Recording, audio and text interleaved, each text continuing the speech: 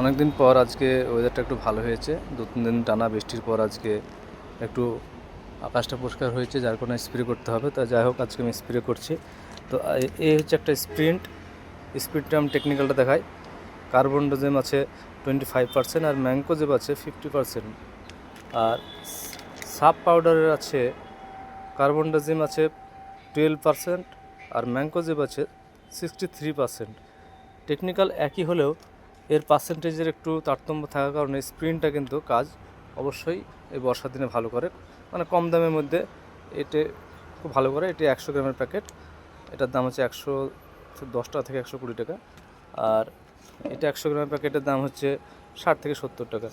সে যাই হোক, তো আমি আজকে স্প্রে করব। এর সঙ্গে মিশাবো আমি, এই দেখাই,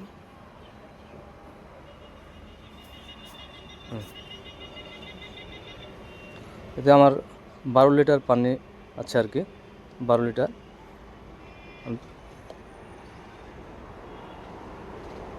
হ্যাঁ, আর এর সঙ্গে দেবো আমি 0050, এটা ইফকো কোম্পানি 0050 পটাশিয়াম সালফেট। এটা ওয়াটার সলিবল, মানে গাছের গোড়াতেও দেওয়া যায় আর কি। তো আমি স্প্রে করব আর কি এখন এর সঙ্গে ফাঙ্গিসাইডের সঙ্গে। এটা আমার 10 গ্রামের চামচ, এটা 12 লিটার ট্যাঙ্কি, তো আমি 10 গ্রাম দিয়ে দিলাম। বাস, এবার আমি আগে থেকে আমি ট্যাঙ্কিতে জল ভরে রেখেছি আর কি। তো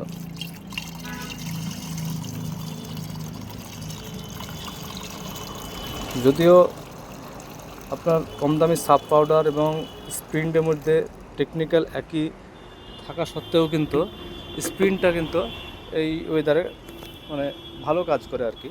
তো আমি স্প্রিনটাকে এই ওয়েদারে একটু ইউজ করি। তো আমি দেখাই এবার স্প্রে করে একবার। আমরা যখন স্প্রে করব তখন অবশ্যই পাতার তলগুলোতে নিচে থেকে স্প্রে করবো আর কি।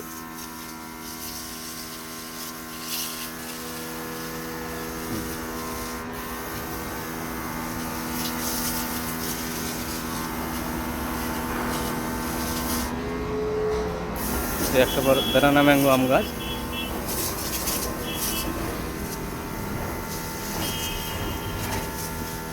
এটা হচ্ছে আমার কাটিমন।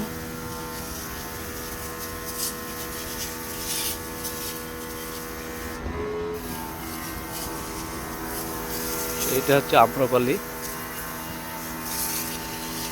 লঙ্কা গাছগুলোকে স্প্রে করতে হবে।